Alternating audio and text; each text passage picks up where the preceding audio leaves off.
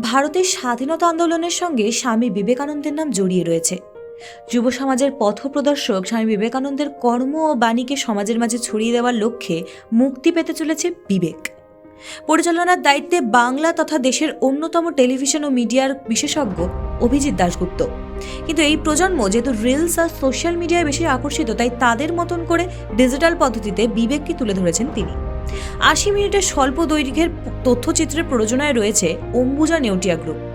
ডকুফিচারে নরেন থেকে স্বামী বিবেকানন্দ হয়ে ওঠার সফর যেমন ধরা পড়েছে, ঠিক তেমনই স্বামীজির কর্মভূমি এবং তার আদর্শের কথাও বলা হয়েছে। পরিচালক তুলে ধরেছেন সিমলা স্ট্রিটের অন্দরে বড় হওয়া নরেনের শৈশবকে।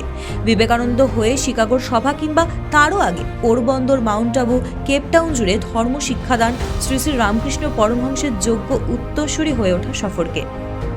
স্বামী বিবেকানন্দ আজও কতটা প্রাসঙ্গিকতা রাখেন তা তার ১৬১তম জন্ম শতবর্ষতে এসে মানুষ বুঝতে পারছেন। এদিন প্রেস ক্লাবে তরুণ গোস্বামী জানিয়েছেন, মৃত্যুর পর স্বামীজির প্রভাব কতটা গভীর হতে পারে সেটা ভালোভাবে অনুভব করেছিলেন ব্রিটিশরা।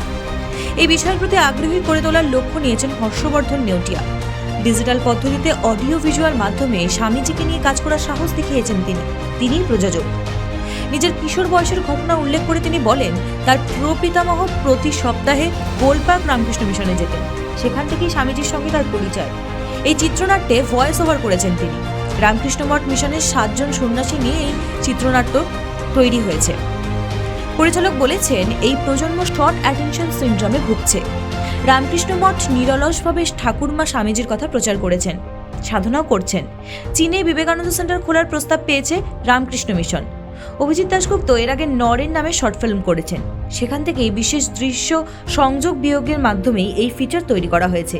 এই ছবি দেখার পর বিবেক জাগ্রত হবে নবীন প্রবীণ সব জন্মেরই, আশাবাদী প্রত্যেকেই। অনুষ্কা মণ্ডল এবং তুহিন চক্রবর্তীর রিপোর্ট, ক্যালকলিং টিভি, কলকাতা।